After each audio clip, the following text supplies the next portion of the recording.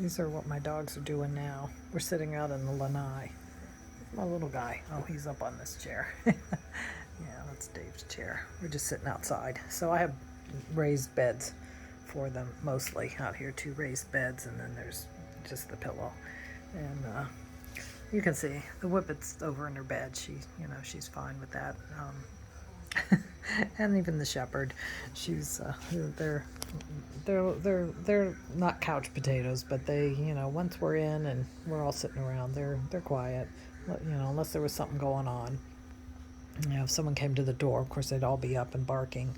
But so a dog is what you make it too, in a lot of ways. Like I said, this shepherd in particular, she's been a lot of work.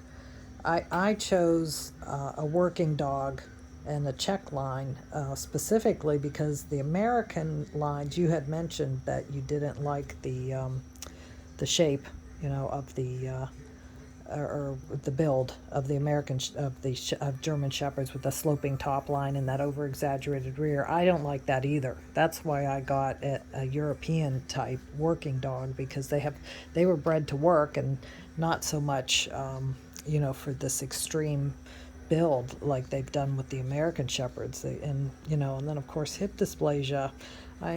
Most reputable breeders check and test for hip dysplasia, and but it can skip generations, and it can depend on if the dogs are on slippery floors and they're always pulling their tendons and that kind of thing.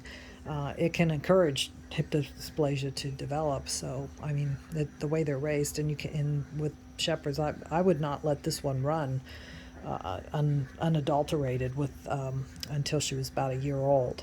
Because you don't want to overtax, and all that jumping with these large breeds. You do have to worry about their rear and their elbows and all parts. And then as they get with the greyhounds too, you have to worry about bloat. I know you're a raw feeder, which is good, but they still can have those kind of issues. And shepherds apparently have some kind of stomach issue that can be genetic. There's a name for it. I can't remember what it is.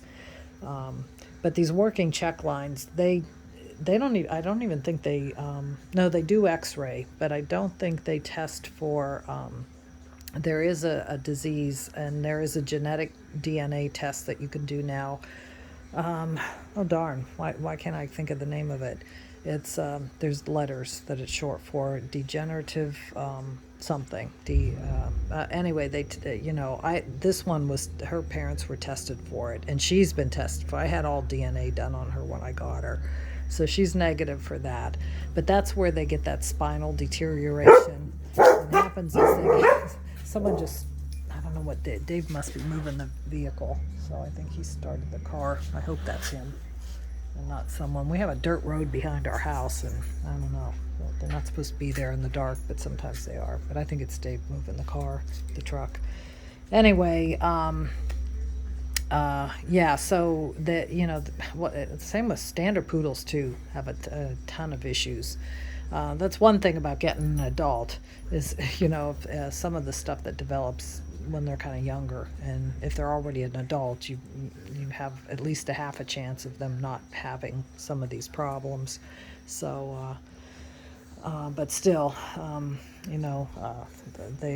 epilepsy runs in standard. But if you're rescuing, chances are you're getting a dog that was not well bred. So same with shepherds. When I adopted my first shepherd, I had her x-rayed right off the bat. I had her spayed right away, so I had them x-ray her, and her hips x-rayed okay at that point. But of course, dysplasia tends to hit when they're 2 or older, and it is degenerative. So, but she was fine. I had no issues with her hips. All of my dogs have come from, if they're prone to it, they come from lines that have been tested. The standard poodles, Wrigley, her parents were tested, pretty much tested for everything.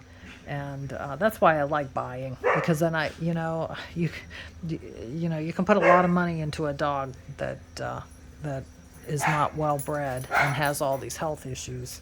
So I prefer to to go ahead and get the dogs that come from lines that have been, that come from people that test for this stuff. And the Whippets are pretty healthy. They're kind of like the Greyhounds. They're just pretty healthy, and they live a long time. And I wouldn't worry too much about the terrier type temperament. They don't really have that feisty the terror temperament, the little terrors. They do still have a Greyhound temperament, but you do have to keep it in mind that they did have terrier blood in them at one point. I think they've been bred so long now that that's been all bred out. But you do have various temperaments, and Bonnet's fine around people. She just I don't know. She didn't like the pool guy. He comes and goes every day, and or not every day, every week, and I think he annoys her. so she'll run out and be a little ferocious with him. But when we have company and stuff, she's a little more aloof than my first two were. Actually, my first one was very friendly. My second one was friendly until she hit about 3, and then she became kind of aloof.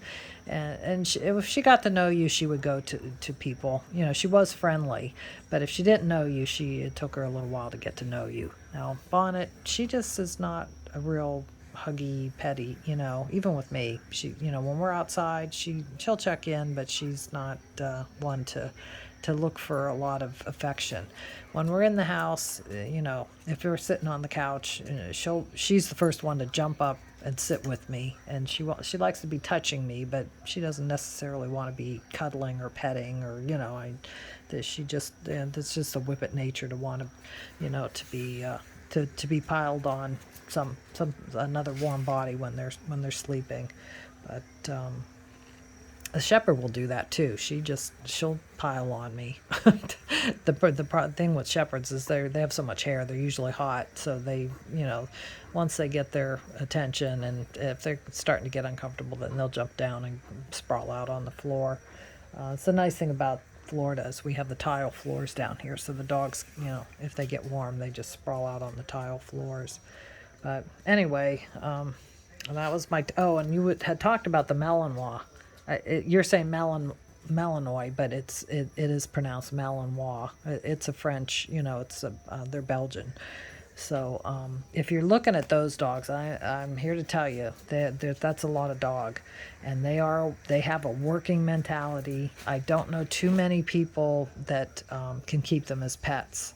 They're, I've heard over and over again that they're not your typical pet. They take a lot of attention. There's a lot in rescue because of that. So if they've been passed around a few times, by the time, you can adopt them later in life, or not later, but as an older dog, they may be settled a little bit. They are obedient. And, like I said, the ones that I've been exposed to through obedience classes or working, dog classes, they want to be, they're kind of like my standard poodle. They want to be, told what to do and have a job. So, but as a couch potato, they're not. So I would think long and hard and really check into any Malinois or Dutch Shepherd that you might want to be thinking about. There's the Tervuurens and the Belgian Shepherds too, and some are more sedate and some have that high prey, working dog drive. So I would just be real careful about anything that might come available like that.